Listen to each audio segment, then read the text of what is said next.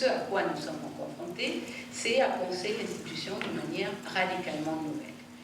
Et cette différence par rapport à l'institution, nous l'avons formulée justement en référence, encore une fois, à la fragilité. Pour dire l'institution, quand on parle d'institution, en général, on la situe du côté de la puissance. L'institution, c'est voilà, ce qui, en plus l'institution, c'est toujours une représentation de quelque chose qui a un certain pouvoir, une certaine puissance, une certaine capacité d'encadrement. Et donc, on voit l'institution toujours du côté de la puissance. Et quand on parle de fragilité à l'égard des institutions, c'est pour dire l'institution, c'est une manière justement de réduire, voire de supprimer la fragilité.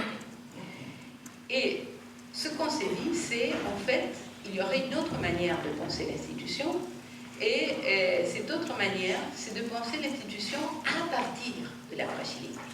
De penser l'institution à partir de la fragilité, et non pas l'institution comme quelque chose qui essaye de supprimer la fragilité. Et donc, ça change tout. Et donc, pour évoquer encore une fois très rapidement qu'est-ce que ça voudrait dire penser l'institution à partir de la fragilité, je pense que justement, ça fait écho un peu à ce à quoi invite ce document de Réenchanter l'école, que c'est une autre articulation entre la logique verticale et horizontale.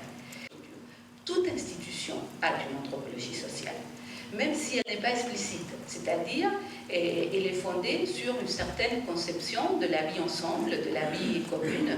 Et donc l'anthropologie sociale, c'est de dire voilà quel est ce principe fondateur au niveau collectif qui est un peu le fondement du projet.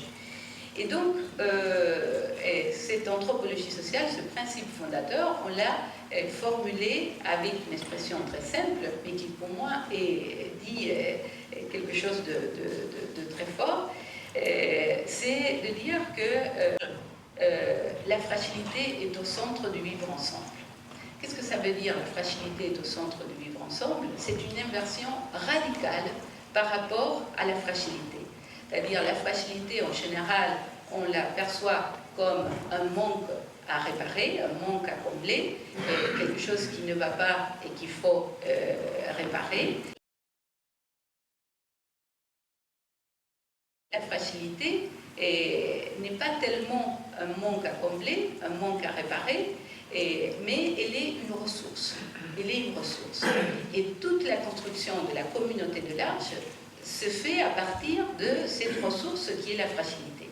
Donc il y a une inversion totale de cette expérience de base qui est la fragilité, et qui n'est pas pensée comme quelque chose de négatif qu'il faut réparer, mais qui est plutôt pensée comme une ressource, comme quelque chose qui permet de construire quelque chose, parce qu'à partir de la fragilité, les relations qui se construisent sont des relations d'interdépendance.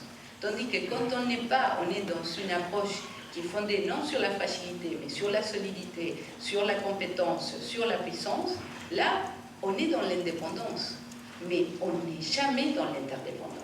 Donc la fragilité permet de penser d'une manière complètement différente la relation.